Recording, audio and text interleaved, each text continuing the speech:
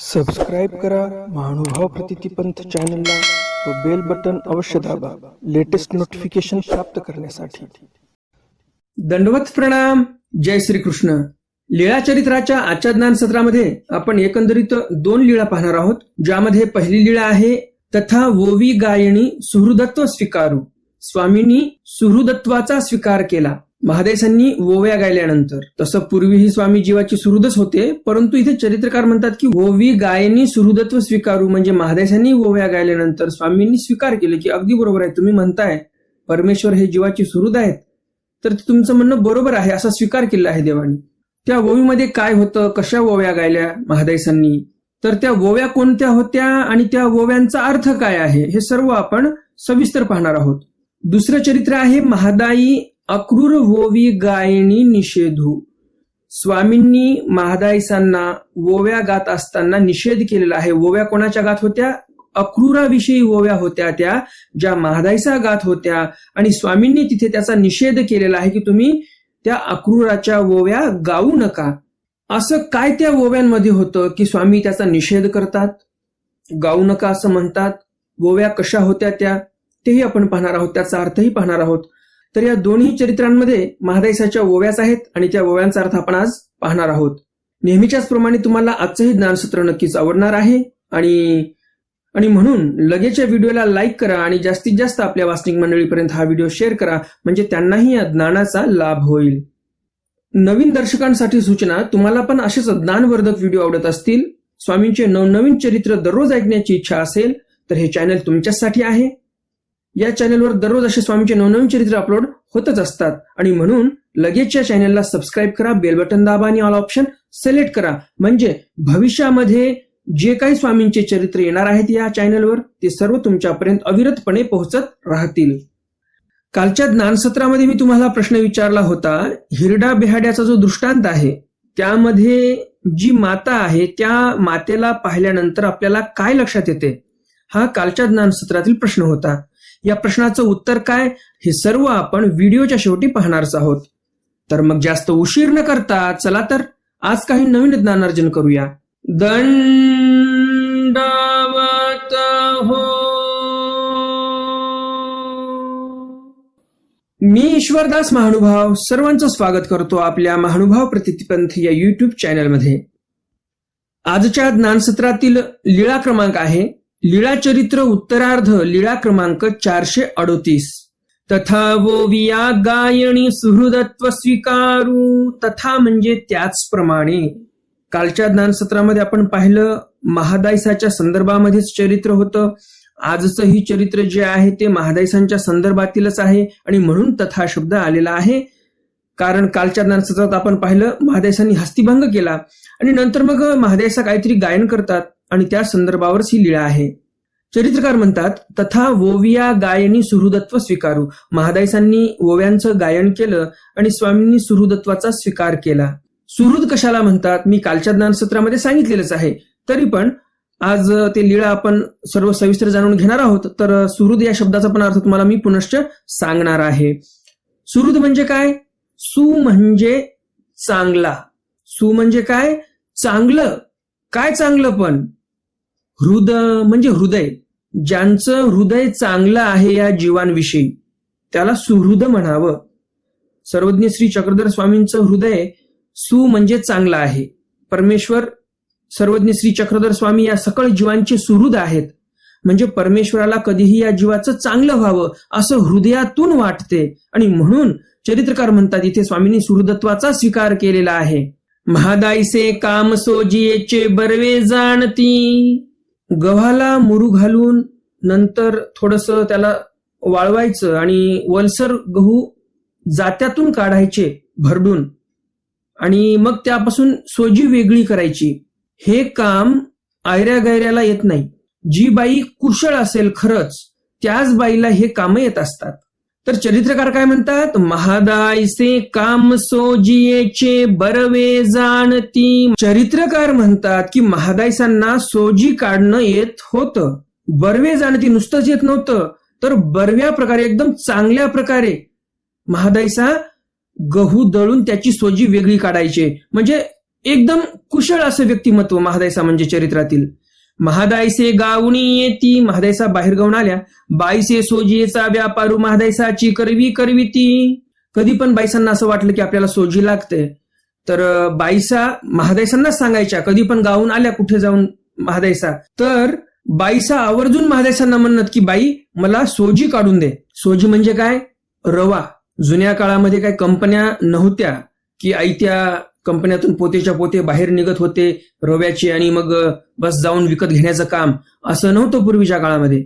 पूर्वी बायांना घरीच ते जे गहू असतात ते ओले करावे लागायचे, मग त्याला पुन्हा दळून काढावं लागायचं घरच्याच जात्यातून, आणि ते दळल्यानंतर मग व्यवस्थित त्याला पाखडायचं, व्यवस्थित चाळायचं, बरेच काही कष्ट घ्यावे लागायचे. सोजी तयार करण्यासाठी म्हणजेच रवा वेगळा करण्यासाठी बरेच कष्ट घ्यावे लागायचे. तर बाईसा काय करायच्या? मग महादायसांना चांगली सोजी काढता येते म्हणून महादायसा आल्या की बाईसा लगेच सांगायच्या महादायसांना की बाई मला हे सोजी काढून दे या गव्हांपासून. तर असंच मग एकदा महादायसा आल्या, बाईसांनी महादायसांना सांगितलं की सोजी काढून दे. मग एक उदी बाईसी म्हणितले रुपये बाबा लागी लाडू करिका. मग एके दिवशी महादायसांना बाईसा म्हणतात रुपये बाबा लागी लाडू करिका. बाईसा काय म्हणतात महादायसांना? रुपये स्वामींसाठी लाडू तयार कर बरं. हो का? महादायसा म्हणतात ठीक आहे. मग महादायसी सोजी काढिली. मग महादायसांनी लगेच काम चालू केलेलं आहे. गहू भिजू घातले, थोडेसे वाळवले, म्हणजे जास्तही वाळवत नाहीत गहू, उगं ओलसर असं थोडेसे गहू पाहिजे तेव्हाच चांगली सोजी निघते. हो का? मग महादायसी सोजी काढिली. मग महादायसांनी सोजी काढली, ती मिली, त्या सोजीचा उंडा तयार केलेला आहे. मग बोडनवावीची सोंडीयेवरी बैसोनी कांडिते होती. बोडनवावीच्या सोंडीवर बसून महादायसा कांडत बसल्या त्या उंड्याला. आता तुम्हाला असं वाटेल उंडा तयार केल्यानंतर कांडायची काय आवश्यकता, परंतु रव्याचा उंडा आहे आणि रव्याचा उंडा भगर होतो, तुम्हाला सर्वांना माहितीच असेल. तर तो जो भगरपणा आहे त्यामध्ये तो जाण्यासाठी थोडंसं त्याला कुटतात, म्हणजे एकजूळ असा चांगला छान उंडा तयार होतो. जसं काही भागांमध्ये आपण पाहतो उडदाचे पापड तयार करत असताना त्या उंड्याला खलबत्त्यामध्ये कुटतात आणि नंतर मग त्याचे पापड तयार करतात. तर तसाच काहीतरी प्रकार आहे. रव्याचा उंडा तर तयार केला, परंतु त्याला चांगलं कुटलेलं आहे. सोंडीवर बसून कांडत बसलेले आहेत महादायसा, तो उंडा चांगला तयार व्हावा म्हणून. गोसाव्यासी दुपाराचा पूजा सरू झाला, रोगण होणी पहडू झाला, उपडू होणी दादरिया होणी मढावरी बीजे केले. गोसाव्यासी दुपाराचा पूजावसरू झाला, स्वामींचा दुपारचा पूजावसर झालेला आहे. आरोगण होणी पहडू झाला, जेवणही झालेलं आहे स्वामींचं, झोपलेले आहेत स्वामी, झोप झाली. उपहुडू होणी दादरिया होणी मढावरी बीजे केले, स्वामी झोपेतून उठले. दादऱ्यावरून म्हणजेच पायऱ्यांवरून स्वामी मढावर गेलेले आहेत. मग महादायसे ओविया गाओ लागली. मग महादायसांनी ओव्या गायन करणं चालू केलेलं आहे. गोमतीये तिरी निळया गुढरा राजया गुजरा श्री कृष्ण राया, निळा गुढरू राजा गुजरू माणिकी मंडपी श्री चक्रधरू, गोमटे मांजिटे आरव कुंडीचे राजया दंडीचे श्री चक्रधरा, गोरे अंग बाह्या डवरिया चंदने श्री चक्रधरा झणे दिठी होय, बापू म्हणे की भाईया माझे साजणी गोत चाहियावो. अशा ओव्या गायन महादायसांनी चालू केलेलं आहे. काय म्हणतात महादायसा यामध्ये? गोमती तिरी निळ्या गुढरा, गोमती नदीच्या तीरावर निळ्या म्हणजे जसं आकाश निळं असते त्या निळ्या रंगाचा मंडप टाकलेला आहे. तिथे राजया गुजरा श्रीकृष्ण राया, तिथे श्रीकृष्ण महाराज विराजमान आहेत त्या मंडपामध्ये. जसे आपण बघतो लग्नामध्ये रंगबिरंगी मंडप असतात, तसाच इथे महादायसा म्हणतात की निळ्या रंगाचा मंडप टाकलेला आहे आणि तिथे श्रीकृष्ण महाराज विराजमान आहेत. निळा गुढरू राजा गुजरू माणिकी मंडपी श्री चक्रधरू. त्या आकाशी अशा मंडपामध्ये राजा गुजरू माणिकी मंडपी श्री चक्रधरू. तिथे श्री चक्रधर पण बसलेले आहेत. त्या मंडपाला काय लावलेलं आहे? माणिकी मंडपी. त्या मंडपाच्या कपड्यावर माणिक लावलेले आहेत. त्या माणिकांनी वेगळी अशी एक डिझाईन तयार केलेली आहे. तर असे ते माणिकाचे मंडप आहेत, त्यावर माणिक लावलेले आहेत. आपल्याला आता माणिक बघायला मिळत नाहीत. त्या काळामध्ये मंडपवर डेकोरेशन करण्यासाठी माणिक लावायचे. आणि आता आपण काय करतो? कुंदन आणतो, प्लास्टिकचे, काचेचे, आणि त्या कुंदनाने मग ते डिझाईन तयार करतो आणि सजवतो कोण्या कपड्याला किंवा जे काही आपल्याला सजवायचं असेल. परंतु श्रीकृष्ण महाराजांच्या काळामध्ये अक्षरशः माणिक वापरायचे. तर त्या माणिकांनी तो मंडप सजवलेला आहे. पूर्ण माणिकांची डिझाईन आहे त्या कपड्यावर मंडपाच्या. गोमटे मांजिटे आरव कुंडीचे राजिया दंडीचे श्री चक्रधरा. काय म्हणतात पुढे महादाईसा? की जे पागोटा आहे म्हणजे जो फेटा आहे, त्या फेट्यावर सुंदर अशी डिझाईन काढलेली आहे. फेटा हा मांजिटा म्हणजे कसा आहे? लाल रंगाचा फेटा आहे. आणि त्यावर आरव कुंडीचे म्हणजे सुंदर अशी डिझाईन काढलेली आहे. वेल वगैरे असे छान काढलेले आहेत. वेलबुट्टीच्या डिझाईन त्यावर तयार केलेल्या आहेत त्या फेट्यावर. एवढा सुंदर असा लाल रंगाचा फेटा आहे आणि त्यावर सुंदर अशा वेलबुट्ट्या काढलेल्या आहेत आणि खूप शोभून दिसतो आहे तो फेटा. हा फेटा कोणाचा आहे? राजिया दंडीचे श्री चक्रधरा. श्री चक्रधर स्वामींच्या डोक्यावर असा फेटा बांधलेला आहे लाल रंगाचा, ज्यावर सुंदर सुंदर अशी डिझाईन काढलेली आहे. गोरे अंग बाह्या डवरिया चंदने श्री चक्रधरा झने दिठी होय. सर्वज्ञ श्री चक्रधर स्वामींचं अंग कसं आहे? एकदम गोरा आहे. चांपे गोर आहेत सर्वज्ञ श्री चक्रधर स्वामी. आणि अशा गोऱ्या अंगावर चंदन डवरलेलं आहे म्हणजे चंदन लावलेलं आहे. आणि अशा सुगंधित अशा त्या चंदनाच्या लेपाने सर्व तिथलं वातावरण सुप्रसन्न झालेलं आहे त्या सुपरिमळाने. आणि असे ते श्री चक्रधर स्वामी एवढे सुंदर आणि शोभून दिसत आहेत की महादाईसा म्हणतात श्री चक्रधरा झने दिठी होय, की सर्वज्ञ श्री चक्रधर स्वामींना लवकरच दृष्टी लागून जाईल एवढे सुंदर दिसत आहेत सर्वज्ञ श्री चक्रधर स्वामी. अशा ओव्या म्हणत म्हणत हातामध्ये काम चालू आहे महादाईसांचं बरं का. जसे ते एक संत होऊन गेलेले आहेत, त्यांना गोरा कुंभार असं म्हणायचे. त्यांचं एक काव्य आहे, तुझे रूप चित्ती राहो मुखी तुझे नाम, देह प्रपंचाचा दास सुखे करू काम. त्या काव्यामध्ये ते काय म्हणतात की परमेश्वराचं जे रूप आहे आपल्या चित्तामध्ये असलं पाहिजे. तुझे रूप चित्ती राहो, हे परमेश्वरा तुझं रूप माझ्या चित्तामध्ये राहो आणि मुखामध्ये तुझं नाम असावं. देह तर प्रपंचाचा दास आहे, सुखे आम्ही काम करू, परंतु मनामध्ये, चित्तामध्ये, मुखामध्ये परमेश्वरच असला पाहिजे. हे या संतांनी म्हणजे गोरा कुंभार हे जे संत होऊन गेले हे त्यांनी नंतर सांगितलेलं आहे. परंतु महादाईसा त्यांच्याही पेक्षा अगोदरच्या आहेत. महादाईसांनी 800 वर्षापूर्वी हे आपल्याला स्वतःच्या कृतीतून करून दाखवलेलं आहे. नुसतं सांगितलेलं नाही तर कृतीतून करून दाखवलेलं आहे.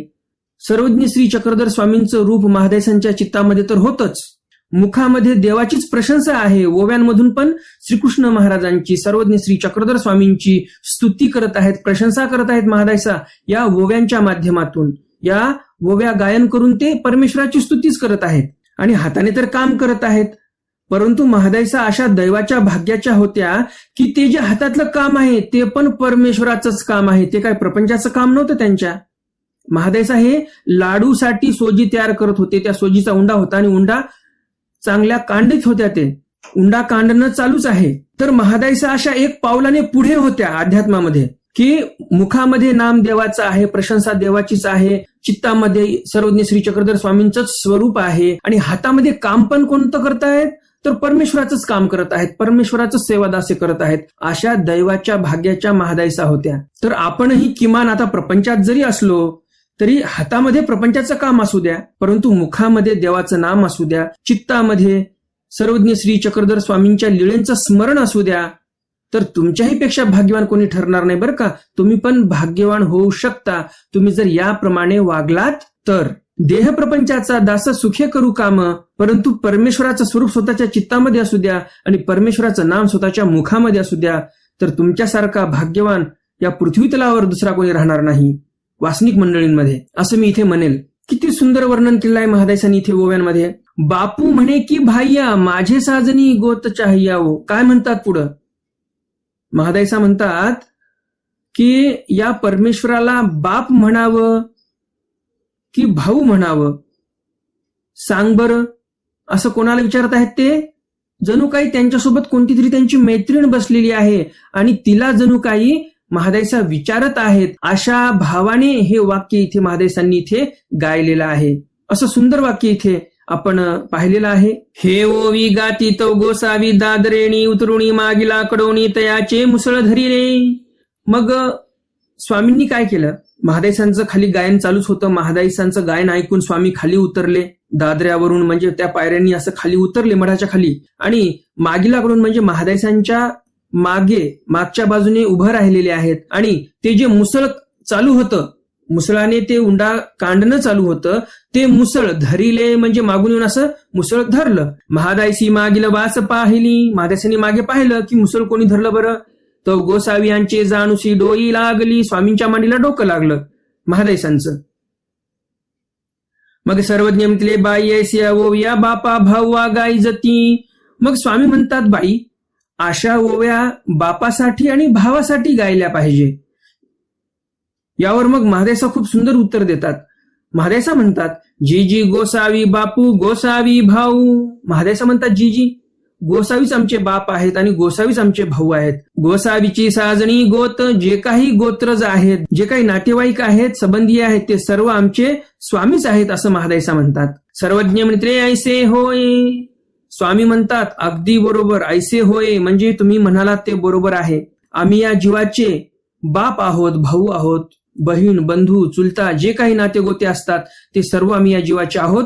आम्ही सुहृद आहोत या जीवांचे. आमच्या मनामध्ये कधी पण चांगलीच भावना, चांगली कल्पना असते या जीवांविषयी की या जीवाचं चांगलं व्हावं, बरं व्हावं, यांचं काही वाईट होऊ नये.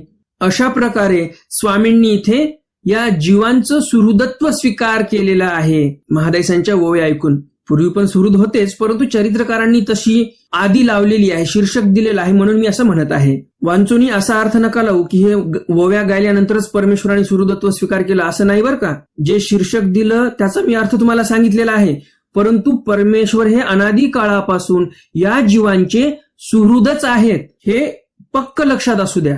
मग महादायसा प्रश्न करतात. महादायसी पुसिले जी परमेश्वरासी जीवाचे स्नेह ते कैसे जी. महादायसा म्हणतात जी परमेश्वराला या जीवाचं जे स्नेह आहे ते कैसे जी म्हणजे कसं आहे बरं? सर्वज्ञ म्हणते माया बहिणी आशंसिती आमचा दांडी डोळी एके जाईल परमेश्वरू आशंसिती कटंकटिये मान गौरी कपाटी ऐसा के असेल. मग गोसावी मढांतू बीजे केले. महादायसांनी प्रश्न केला परमेश्वराला या जीवाचं स्नेह आहे, परंतु ते कसं काय आहे बरं? मग स्वामी म्हणतात की माया बहिणी ज्या असतात त्या अशी आशंसा करतात, मनामध्ये अशी इच्छा करतात की आमचा दांडी डोळी एके जाईल, म्हणजे आमचा भाऊ किंवा मुलगा, माईला वाटते माझा मुलगा, बहिणीला वाटते माझा भाऊ, दांडी डोळी एके जाईल. दांडीमध्ये कधी बसेल? दांडी आणि डोली यामध्ये काय फरक आहे बरं ते सांगतो. लक्षात असू द्या बरं का, मी प्रत्येक शब्दाचा असा बारीक बारीक अर्थ सांगत असतो, विसरून जाता कामा नये. तुम्हाला असं वाटत असेल की मी हा अर्थ विसरून जाऊ शकतो तर लगेच डायरी घ्या आणि लिहून घ्या त्यावर. दांडी कशाला म्हणतात? दांडी म्हणजे लांब दांडी असते लाकडाची, अशी एकदम बाग दिलेली.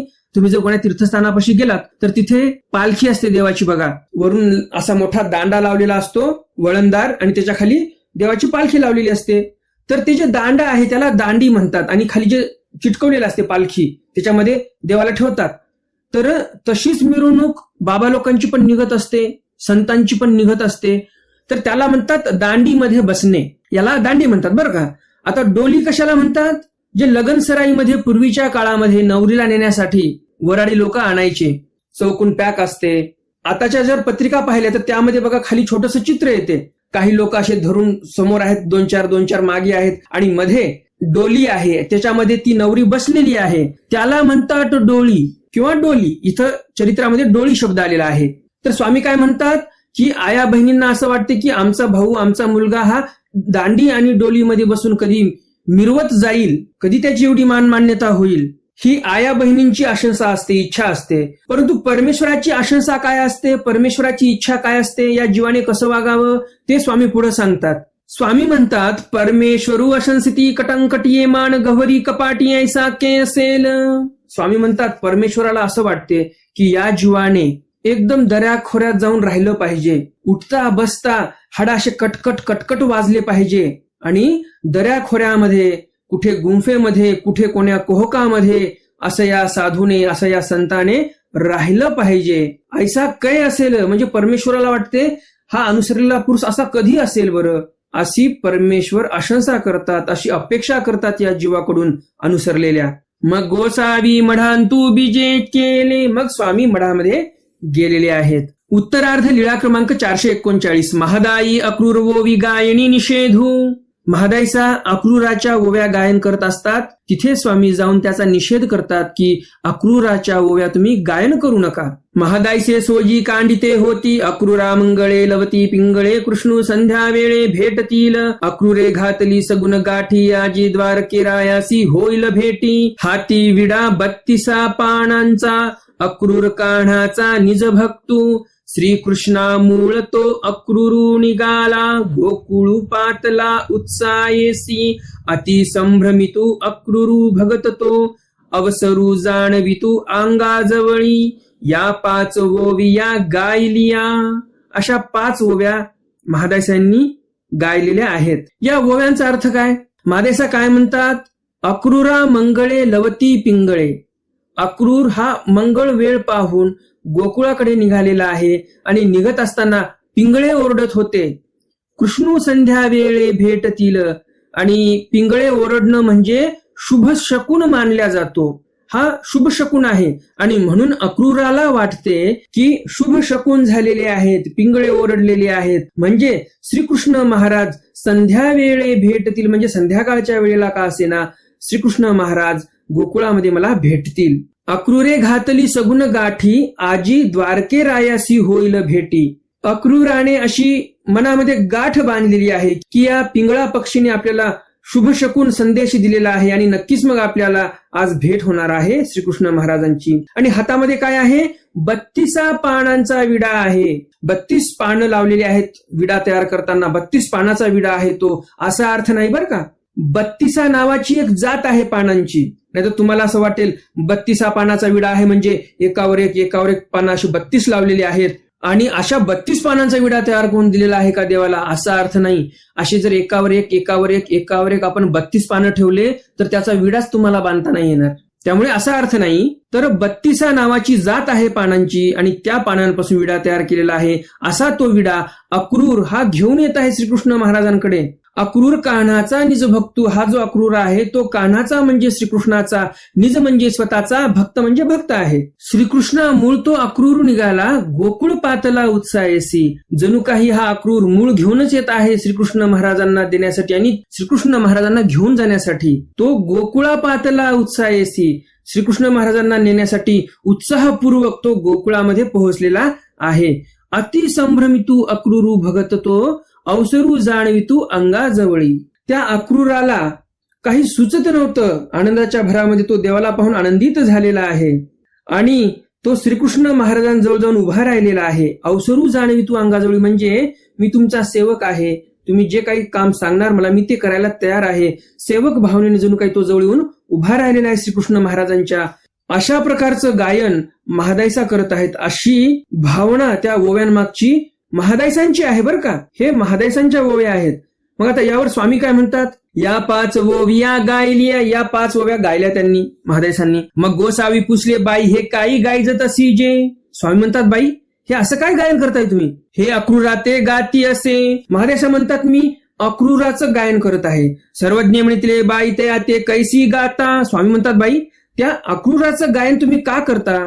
तरी काही गायजी. महादेसा म्हणतात मग तरी कशाचं गायन करू? तो भक्तू म्हणून गाती असे आणि काहीजी. श्रीकृष्ण महाराजांचा तो भक्त आहे अक्रूर, आणि म्हणून मी त्या भक्ताचं स्तुतीस्तवन करत आहे, गायन करत आहे, दुसरं काही नाही. आणि काहीजी म्हणजे काय, दुसरं काही नाही. सर्वज्ञ म्हणते बाई भक्तू जरी यायचा तरी स्वामी दूर राहतो कैसा. स्वामी म्हणतात बाई भक्त जर असा असतो तर स्वामी द्रोही कसा असतो बरं. अक्रूरू जरी यायचा तरी क्रूरू तो कैसा. जर अक्रूर असा असेल तर क्रूर व्यक्ती कसा असेल. ससुरा मारविला मणी लागी येसनी कळी लाविली. स्वतःच्या सासऱ्याला मारायला लावलं चुगली करून. कोणासाठी तर मण्यासाठी, सेमंतक मण्यासाठी एवढी कळी लावलेली आहे त्याने. आता नेमकं हे प्रकरण काय आहे सेमंत मण्याचं, आणि नेमका काय प्रकार घडला त्यावेळेस. तर ह्या मण्याचं प्रकरण काय आहे नेमकं तुम्हाला माहिती करून घ्यायचं असेल तर ज्यावेळेस अज्ञात चरित्र चालू होतील त्यावेळेस तुम्हाला हे सर्व चरित्र समजणार आहे व्यवस्थित, की नेमकं सेमंतक मणी काय होता आणि काय प्रकार घडला त्यावेळेस. हे तुम्हाला अज्ञात लीलेमध्ये ऐकायला मिळणार आहे. आणि म्हणून या चॅनलवरचे प्रत्येक व्हिडिओ पाहत जा, एकही व्हिडिओ सुटता कामा नये, नाहीतर मग कुठेतरी तुमच्या ज्ञानामध्ये खंड पडेल बरं का. तर स्वामी म्हणतात की एका मण्यासाठी स्वतःच्या सासऱ्याला मारायला लावलं. येसनी कळी लावली म्हणजे एवढी चुगली लावली त्याने मोठी. देव आणिला सुरसी बोली. श्रीकृष्ण महाराजांना गोड गोड बोलून मथुरेला घेऊन आला तो अक्रूर. घातकू तो कैसा. मग तुम्ही सांगा यापेक्षा काही वेगळा घातक माणूस असतो का. नाही. मग याचं काय गायन करायचं या अक्रूराचं, असं स्वामी म्हणतात. तर आजचं हे ज्ञानसत्र तुम्हाला नक्कीच आवडलं असेल, आणि अजून जर तुम्ही या व्हिडिओला लाईक केलं नसेल तर लगेच या व्हिडिओला लाईक करा, आणि जास्तीत जास्त आपल्या वासनिक मंडळीपर्यंत हा व्हिडिओ शेअर करा, म्हणजे त्यांनाही या ज्ञानाचा लाभ होईल. आजच्या ज्ञानसत्रातील प्रश्न आहे, अक्रूर ज्यावेळेस गोकुळामध्ये जाण्यासाठी मथुरेवरून निघालेले आहेत तर तिथे त्यांना शुभ शकून काय दिसला, हा आजच्या ज्ञानसत्रातील प्रश्न आहे. आता पाहूयात आपण कालच्या ज्ञानसत्रातील प्रश्न, त्याचं उत्तर. कालच्या ज्ञानसत्रामध्ये मी तुम्हाला प्रश्न विचारला होता, हिरड्या बेहाड्याच्या दृष्टांतामध्ये ती जी माता आहे त्या मातेला पाहून आपल्याला काय लक्षात येते. या प्रश्नाचं उत्तर आहे की 800 वर्षापूर्वी त्या काळातील मातांना जे ज्ञान होतं, त्या मातेने जसं त्या लहान मुलाला अग्निमांद्य झालेला आहे म्हणून व्यवस्थित औषधोपचार केलेला आहे.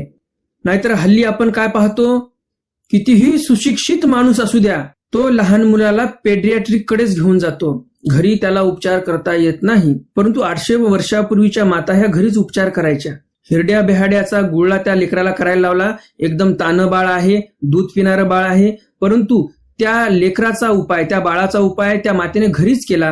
गुळला करायला लावलेला आहे हिरड्या बेहाड्याचा, आणि त्या लेकराला पुन्हा भूक लागलेली आहे, आणि ते अग्निमांद्य जे होतं ते पूर्णपणे नष्ट झालेलं आहे. अग्निमांद्य म्हणजे काय नेमकं. अग्नी म्हणजे अग्नी. कुठला अग्नी पण, पोटातला अग्नी. पोटामध्ये जठराग्नी नावाचा अग्नी असतो. तो जठराग्नी जर प्रदीप्त होत असेल तरच माणसाला भूक लागते, आणि अग्निमांद्य झालं म्हणजे ते अग्नी मंद पडला तर भूकच लागत नाही. लहान मुलांचंही तसंच आहे, मोठ्या माणसांचं पण तसंच आहे बरं का. तर या लहान बाळाला अग्निमांद्य झालं होतं, जठराग्नी एकदम मंद झाला होता, भूकच लागत नव्हती. आता भूक नाही लागली म्हटल्यानंतर दूध कसं काय पिणार ते लेकरू, नाही पिणार. आणि मग मातेने बरोबर ओळखलं आणि त्याचं अग्निमांद्य नष्ट केलं हिरड्या बेहाड्याचा गुळला देऊन. तर अशा प्रकारे ती 800 वर्षापूर्वीची माता एवढी सुशिक्षित होती की आताच एखादं दाम्पत्य ग्रॅज्युएट झालेलं जरी असेल तरी त्याला तेवढं ज्ञान नाही. ही शोकांतिका आहे आजकालच्या शैक्षणिक पद्धतीची, की त्यांना काही समजत नाही. आणि आपण म्हणतो की आताच्या काळामध्ये भारत फार विज्ञानवादी झाला, भारत फार सुशिक्षित झाला, भारत फार प्रोग्रेस करत आहे. भारत प्रोग्रेस करत आहे हे जे म्हणतो ना आपण, हे बरोबर आहे, चुकीचं आहे असं नाही म्हणत मी. प्रोग्रेस करण्याची गरज काय पडली आपल्याला. आपण पूर्वी डेव्हलप्ड कंट्री होतो. एक काळ असा होता भारतामध्ये सुवर्ण अलंकार विभूषित असे माणसं राहायचे, बाया माणसं सुवर्ण अलंकाराने विभूषित असायचे. आणि युरोपमध्ये, अमेरिकेमध्ये जनावरांना मारून त्याचे कातडे कपडे म्हणून वापरायचे ते लोक. काही ज्ञान नव्हतं त्यांना. पण याच लोकांनी, युरोपियन लोकांनी, जे काही अरबी लोक होते जे दरोडेखोर भारतामध्ये आले, सर्व लुटून नेलं, यांनी सगळी लुटालूट केली. आणि म्हणून आता आपल्याला पुन्हा डेव्हलप्ड कंट्री व्हायचं आहे आणि पुन्हा एकदा विश्वगुरुपद जे आहे ते आपल्याकडे घ्यायचं आहे. त्यासाठी प्रोग्रेस करणं आवश्यकच आहे.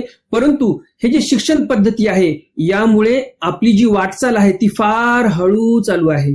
जपानमध्ये जर तुम्ही पाहिलं, सरळ तिथं विज्ञान जापनीज भाषेमध्ये शिकवतात, की त्यांची जॅपनीज भाषा आहे त्यामध्येच त्या मुलांना विज्ञान शिकवतात. फिजिक्स, केमिस्ट्री, बायोलॉजी जे काय आहे ते सर्व त्यांना त्यांच्या भाषेमध्ये शिकवतात. भारतामध्ये शोकांतिका अशी आहे, आपल्या मुलांना पहिलं इंग्रजी भाषा शिकवावी लागते, त्यामध्ये बराच पैसा खर्च होतो, डोक्याला ताप होऊन जातो तो इंग्रजी भाषा शिकणं. म्हणजे ती काय फार शुद्ध भाषा आहे असं नाही. कुठे एखादा शब्द सायलेंट ठेवावा लागतो, कुठे बीयूटी बट होते, परंतु पीयूटी पट नाही होत, पीयूटी पुट होते. म्हणजे एवढी अशुद्ध अशी भाषा आहे ही. अशी अशुद्ध भाषा आपल्या मुलांना आपल्याला शिकवावी लागते जबरदस्ती. पैसे देऊ त्याला वेगळं ट्युशन लाव, त्याला इंग्लिश मीडियम मध्ये घाल, त्याला बराच ताप आपल्याही डोक्याला आणि त्या लेकरांच्या डोक्याला. आणि मग असं आंग्ल भाषेमध्ये मुलगा पारंगत झाला की मग त्याला सायन्स शिकवा, फिजिक्स, केमिस्ट्री, बायोलॉजी जे काही शिकवायचं ते शिकवा. मग तुम्ही सांगा, आपण आपल्या लेकरांना जास्तीचा ताप देतोय की नाही? जपानमध्ये तसं नाही, सरळ त्यांच्याच भाषेमध्ये सर्व शिकवतात, जे काही बायोलॉजी शिकवायची, फिजिक्स शिकवायची, जे काही केमिस्ट्री शिकवायची. परंतु आपण मागे का राहिलो? तर जे इंग्रजांनी शिक्षण पद्धती दिली, त्या मेकॉलेने जी शिक्षण पद्धती दिली त्यानुसारच आपण चाललो. आपलं स्वतःचं तंत्र आपण वापरलंच नाही, आपण इंग्रजांचं तंत्र वापरत आहोत. आता पण जे काही न्यायालय आहेत तिथे आंग्ल भाषाच वापरली जाते. लोकसभेमध्ये जे काही बजेट असतात तेही इंग्लिश भाषेमध्ये सादर होतात, रेल्वे बजेट असतात तेही इंग्लिश भाषेमध्ये सादर होतात. तर आता आपण त्यांच्याच तंत्राने आपण चालत आहोत. काही तंत्र आपले आहेत परंतु पुष्कळ असे त्यांचेच आहेत. 1947 पूर्वीचे बरेचसे कायदे आता पण चालू आहेत. तर असो, आपल्याला विषयांतर करायचं नाही. तर मला एवढंच म्हणायचं होतं, जुन्या काळातील माता फार दाणी होत्या, त्यांना पॅडियाट्रिककडे जाण्याची गरज नव्हती आणि घरीच मुलांचा उपचार करत होत्या. ज्याप्रमाणे तुम्ही कालच्या ज्ञानसत्रातील प्रश्नाचे उत्तर बरोबर दिले, त्याचप्रमाणे तुम्ही आजच्याही ज्ञानसत्रातील प्रश्नाचं उत्तर बरोबर देणार अशी अपेक्षा आहे. तर मग भेटूया उद्याच्या ज्ञानसत्रामध्ये सर्वज्ञ श्री चक्रधर स्वामींच्या काही नवीन चरित्रासह, ज्यामध्ये देव मातृका स्वपातृका आकर्षणी महादायी वचन प्रशंसा हे चरित्र आपण उद्याच्या ज्ञानसत्रामध्ये पाहणार आहोत. तथा अनुवर्जनी अनृत्यवादा महादायीसा क्षेदा उपनवती हे चरित्र आपण उद्याच्या ज्ञानसत्रामध्ये पाहणार आहोत. हे चरित्र जवळजवळ 2 पानाचं आहे आणि 2 चरित्र जर पाहायचं म्हटलं तर जवळजवळ 2.5 पानाचं चरित्र तुम्हाला उद्या मला वाचून सांगावं लागणार आहे. त्यामुळे उद्याचा व्हिडिओ मोठा होणार आहे. तर भेटूया उद्याच्या ज्ञानसत्रामध्ये सर्वज्ञ श्री चक्रधर स्वामींच्या काही नवीन चरित्रासह. तोपर्यंत दंडवत प्रणाम. जय श्रीकृष्ण. दंड